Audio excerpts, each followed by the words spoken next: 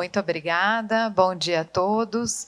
Também gostaria muito de agradecer o convite, o honroso convite, e essa iniciativa tão importante da MB, especialmente aqui o Dr. Fernando, que nos acompanha, que foi o nosso vínculo aí para estarmos aqui hoje. Vamos falar sobre um tema bem interessante, é um desafio falar sobre esse tema em tão pouco tempo, a gente estava até comentando sobre isso, mas a gente vai tentar trazer aqui a principal abordagem dessas síndromes edemigênicas, os principais pontos sobre esse assunto. Aqui, a questão de conflito de interesses eu não tenho nenhum. Então, inicialmente, a gente tem que definir, né, o que é edema e o que é anasarca, já que a gente vai falar dessas síndromes. Então, obviamente, todos vocês conhecem bem, todos aqui já tiveram pacientes em anasarca. Então, o edema é o acúmulo de líquido no espaço intersticial ou no interior das células. Aqui a gente vai falar mais sobre esse acúmulo no espaço intersticial de fato, e a anasarca é esse edema generalizado, secundário a alterações nos mecanismos de controle do compartimento extracelular. Então, normalmente a gente vai dividir esse edema, tentar caracterizar esse edema, para daí fazer um raciocínio clínico e chegar ao nosso diagnóstico. Então, é interessante que a gente veja a localização e distribuição, se é um edema localizado ou generalizado. Como eu falei, nós vamos falar um pouquinho mais sobre esses edemas generalizados, sobre a anasarca, a intensidade, né? Então, existe uma classificação de acordo com a depressão ali da pele, quando a gente faz o sinal de Godet ou Cacifo, a gente pode classificar a intensidade desse edema, a consistência, se ele é mole, duro, ou em alguns outros locais classificado como compressível ou não compressível, porque aí também muda um pouco o nosso raciocínio, a elasticidade, se é um edema elástico ou inelástico, que muitas vezes também leva em conta essa questão de ser ou não compressível, mas a compressão seria mais no momento em que você vai fazer o sinal, né? Então, que você comprime, e a elasticidade é no retorno dessa pele ao normal, tá?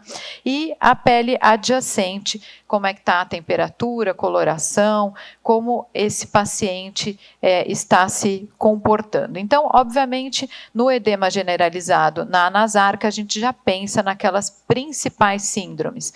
Esse edema pode ser de origem cardíaca, pode ser de origem renal ou pode ser de origem hepática. São as três principais que a gente vai pensar.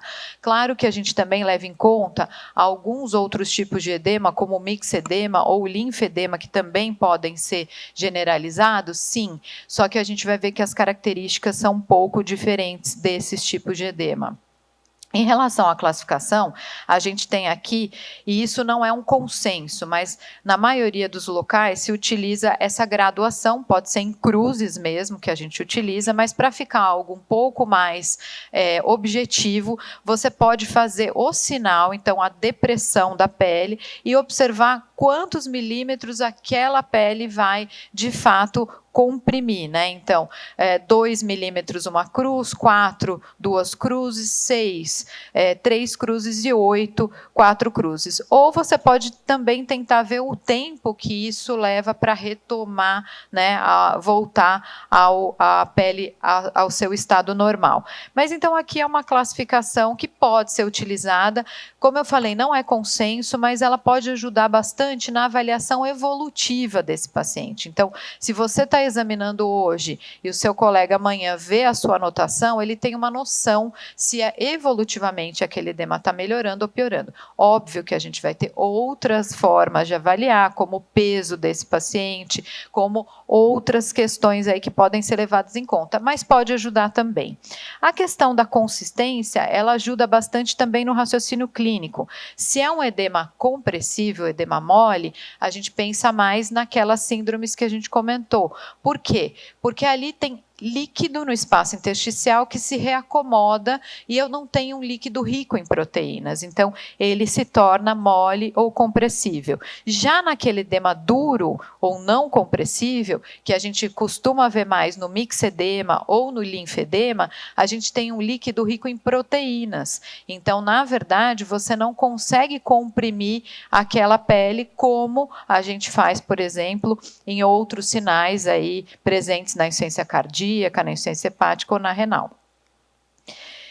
A gente também pode avaliar a elasticidade, como eu falei, muitas pessoas acabam avaliando isso meio que junto, né? Porque seria o retorno da pele ao estado normal, então se ele é elástico ou inelástico, mais uma vez, aqueles edemas mais duros costumam ser inelásticos, e obviamente a pele adjacente ajuda bastante, porque, por exemplo, quando eu tenho alterações vasculares, como vocês estão vendo aí na figura, né, na primeira figura, você pode ter, então, características, né, bem típicas, por exemplo, alteração de pele, dermatite ocre, e isso já ajuda a fazer o diagnóstico. Ou aqui, num caso de um edema inflamatório, né, claramente você tem ali a pele e adjacências com todas as características inflamatórias. Quente, além do próprio edema, você vai ter essa vermelhidão, a temperatura aumentada, então tudo isso vai ajudar a gente a fazer o raciocínio também. E baseado, então, nisso, geralmente a gente divide em edemas compressíveis e não compressíveis e já vai pensando nos possíveis diagnósticos. Claro que a gente, além de avaliar tudo isso que a gente falou, nós vamos levar em conta a história do paciente, os antecedentes, medicações que ele usa, quais são os fatores de risco que ele tem e lembrar de pensar nessas 5 grandes causas, né? Então, aquelas 3 principais, origem cardíaca, renal ou origem hepática, no caso a cirrose principalmente, no caso da renal mais a síndrome nefrótica, a gente vai falar um pouco mais à frente, e lembrar também dos linfedemas, das causas de linfedema e do mixedema. Então, pensando um pouquinho na fisiopatologia, fica mais fácil da gente entender como que esse edema se forma. Você vai ter, geralmente, alguma dessas alterações. Ou você tem aumento de pressão hidrostática, ou diminuição da pressão oncótica, ou ainda aumento da permeabilidade capilar ou obstrução linfática. Para representar aqui, eu fiz um diagrama, fica um pouco mais fácil da gente ver. Então, a gente tem representado o capilar aqui, né, o lado arterial e o lado venoso, aqui o espaço intersticial e aqui o sistema linfático, claro que isso é uma representação. Quando a gente tem ali no lado arterial, eu tenho um predomínio da pressão hidrostática. Então, eu tenho uma tendência de saída do líquido, por causa desse aumento da pressão hidrostática, de saída do líquido para o espaço intersticial. Isso de forma fisiológica. Só que, obviamente, então, esse momento se chama de filtração.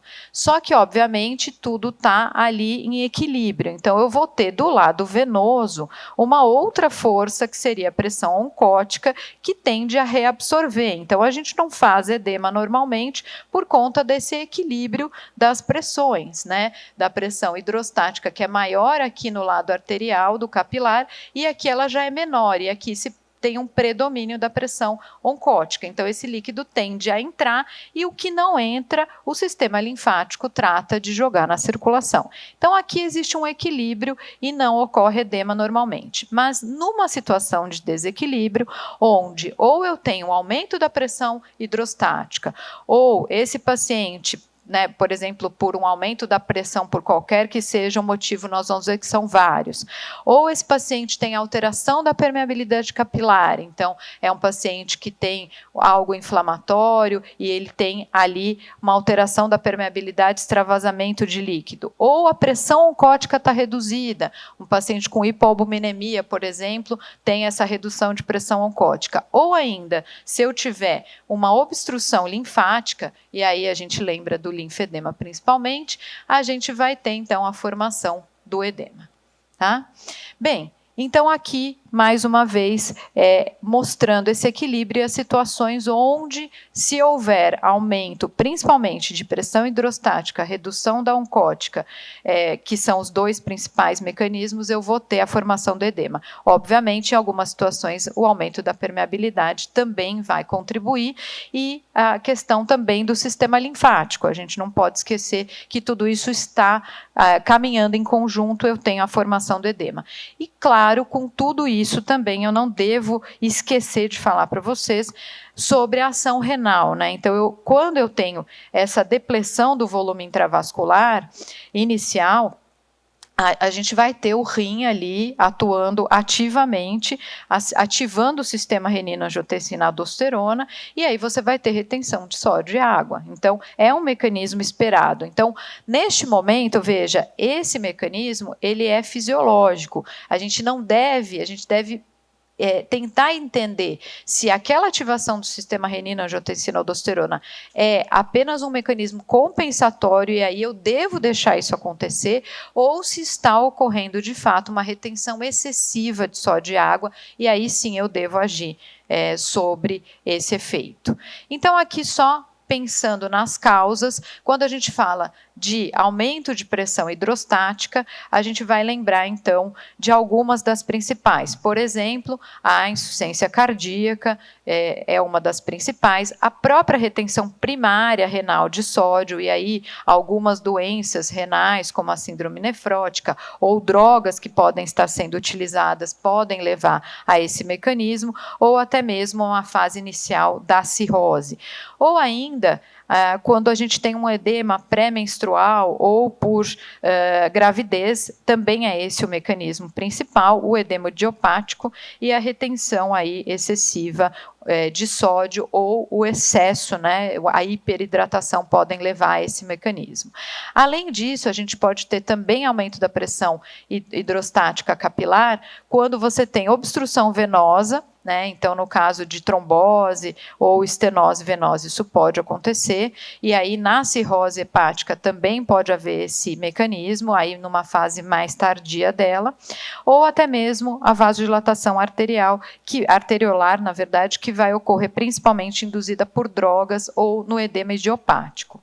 A gente tem também alteração da permeabilidade capilar, como a gente falou, né? Então, aumento da permeabilidade seria outro mecanismo, e aí vários são as doenças inclusas aqui, e eu realmente chamo atenção para as causas inflamatórias, a sepse, o angioedema, as reações alérgicas, a própria síndrome do desconforto respiratório agudo está inclusa aqui, né? E algumas outras causas menos comuns, trauma, queimadura, também estão todas nesse grande pool de doenças que levam à alteração da permeabilidade capilar. A hipoalbuminemia, como a gente falou, então, ou porque eu estou perdendo muito proteína, e aí a síndrome nefrótica é a principal causa, mas lembrar também das enteropatias perdedoras de proteínas, ou então porque eu estou sintetizando pouco essa albumina, então aí nas doenças hepáticas, ou ainda se eu não estou recebendo, né, então na desnutrição, isso também pode ocorrer. E ainda as últimas causas, então, seria a obstrução aí linfática, né, que vai acontecer principalmente no hipotireoidismo, no mixedema, e até lembrar também de algumas causas relativas a neoplasias, então comprometimento linfonodal pode estar incluso nessas causas. E drogas das mais variadas possíveis podem também levar o paciente a ter esse edema. Então, resumidamente, a gente vai ter ali uma diminuição do volume extravascular, diminuição da pressão oncótica, aumento da permeabilidade capilar. Isso vai levar a uma queda no débito cardíaco, diminuição do volume arterial efetivo, vários baroreceptores vão ser aí ativados, o sistema renina-angiotensina-aldosterona, o próprio sistema simpático, eu vou ter retenção de sódio e água, e o rim vai tentar contrabalançar isso, mas nem sempre vai ser possível, e a gente vai ter, então, a formação do edema. Aqui é a mesma coisa, só lembrando das demais causas, como sepse, como a insuficiência cardíaca de alto débito, e até mesmo a gestação, onde você não tem redução do débito cardíaco, mas ainda assim você tem a formação de edema, também por uma questão de ativação de baroreceptores e sistema renina-angiotensina-aldosterona. Então, lembrando daquelas 5 principais síndromes que a gente falou, a gente vai rapidamente passar por cada uma delas, porque a gente tem pouquíssimo tempo, e concluir depois com a questão do tratamento.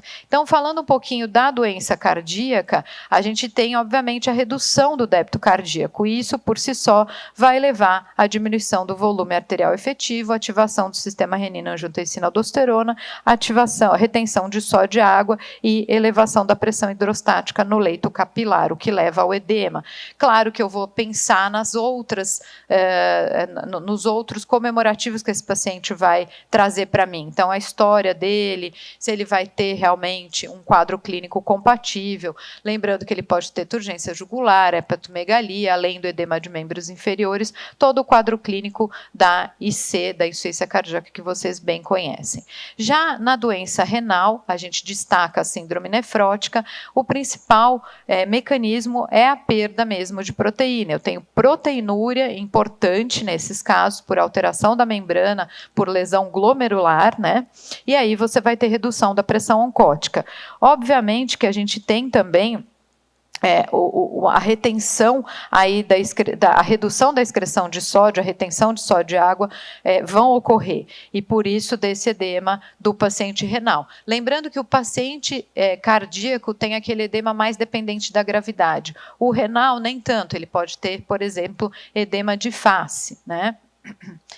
Eu posso ter também na doença hepática, e aqui a gente destaca a cirrose, a formação de edema, também por diversos mecanismos, mas lembrando, a redução na síntese de albumina, isso já diminui a pressão oncótica. Além disso, eu tenho aumento da resistência vascular portal, o que vai aumentar a pressão hidrostática no leito capilar, e a vasodilatação periférica, ativando o sistema renina-angiotensina-aldosterona, portanto, eu vou ter, além da formação da ascite, né, o edema também generalizado.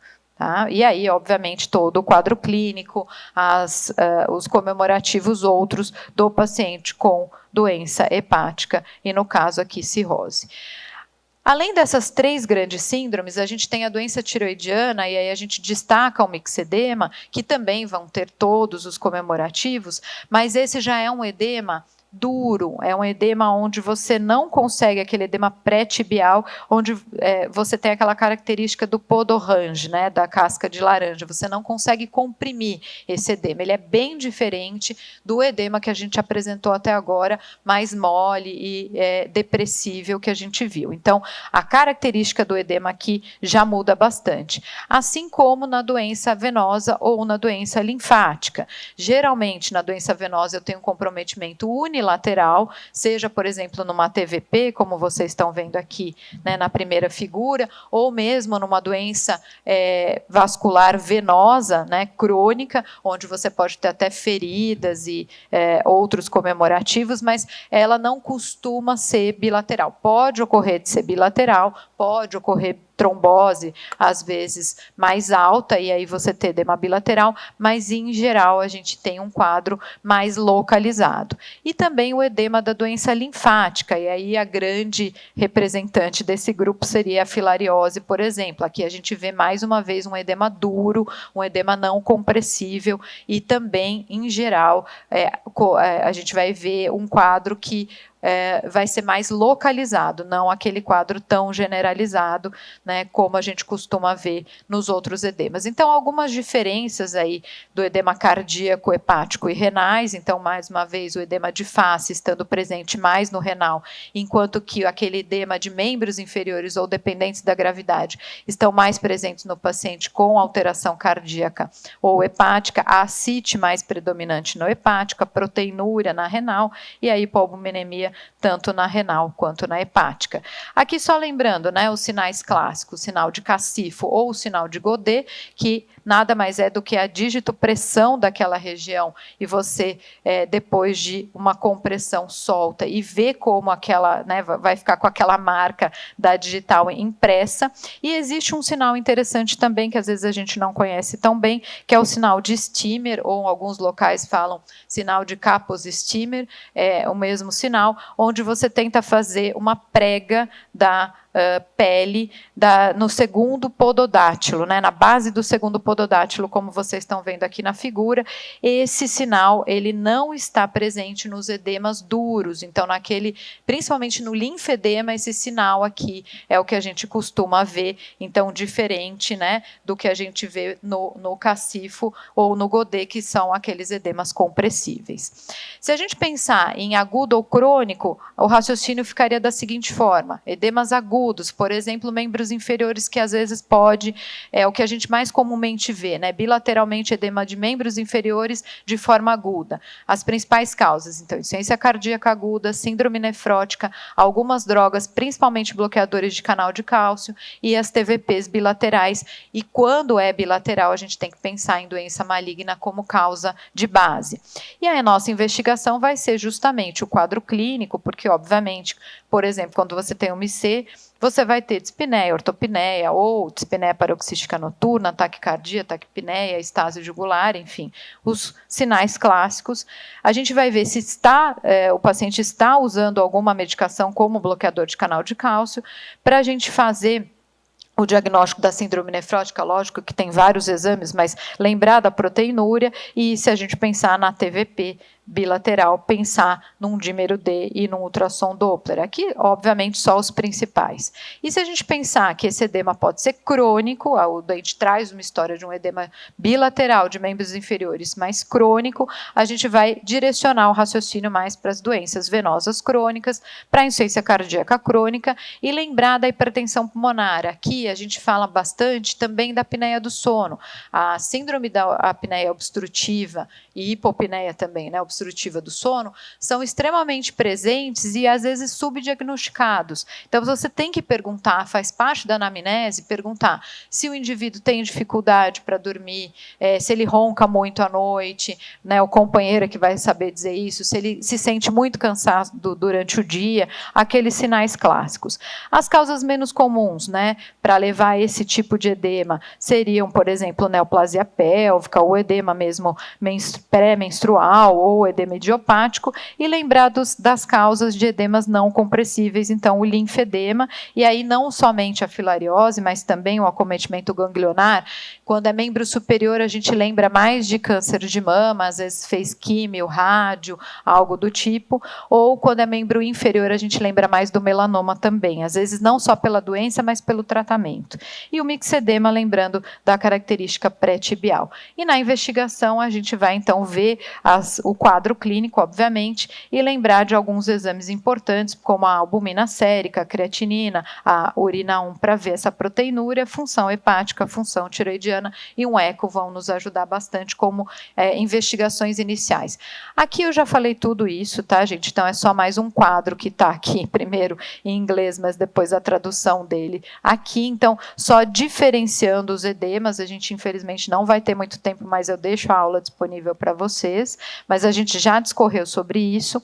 Se a gente pensar em unilateral versus bilateral, também existem alguns fluxogramas, mas também já comentamos. A gente aqui nessa aula focou mais nos bilaterais, mas a gente consegue fazer um diagnóstico, pensar nos principais diagnósticos, diferenciando se esse edema é bilateral ou unilateral.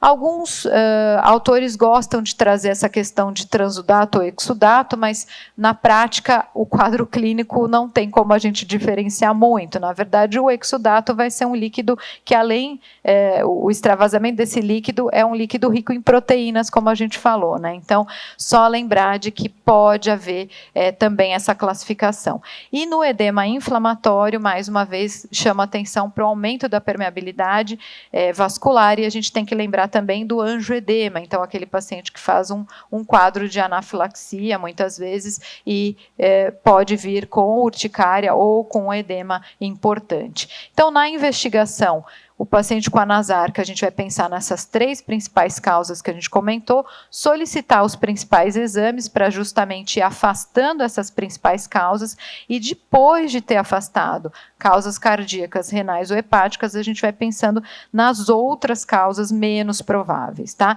E, óbvio, a característica do edema também pode nos ajudar a direcionar nosso raciocínio.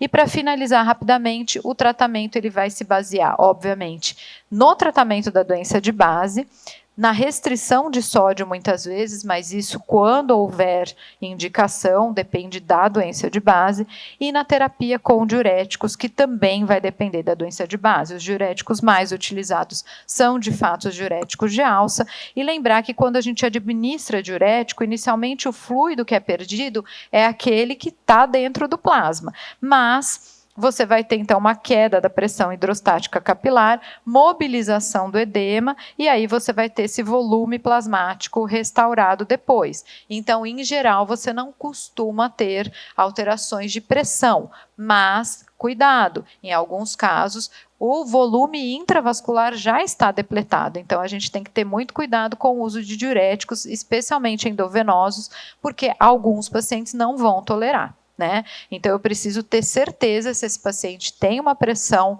adequada, porque eu vou ter, de fato, essa mobilização, é o que eu quero que ocorra, mas o primeiro volume que sai é o plasmático. Então, esse é o mecanismo principal da ação desses diuréticos. Quando você tem, então, a retenção de sódio e água de forma compensatória, que é aquilo que a gente falou no início, aí eu devo tomar muito cuidado com o uso de diuréticos, porque eu posso levar a uma queda do volume plasmático, do retorno venoso e, consequentemente, do débito cardíaco, que é o que eu não quero que aconteça. Então, a gente deve sim utilizar os diuréticos, na maioria dos casos eles vão ter sua indicação, mas cuidado para avaliar bem essa volemia do seu paciente primeiro e não trazer mais malefício do que benefício. Por isso, investigar a causa primária é a principal questão e tratar essa doença primária, e aí sim a gente vai ter êxito no tratamento do paciente com a Nasarca. Então era isso, gente, desculpa que eu passei um pouquinho do horário, mas a gente fica à disposição e conseguimos concluir aí. Muito obrigada.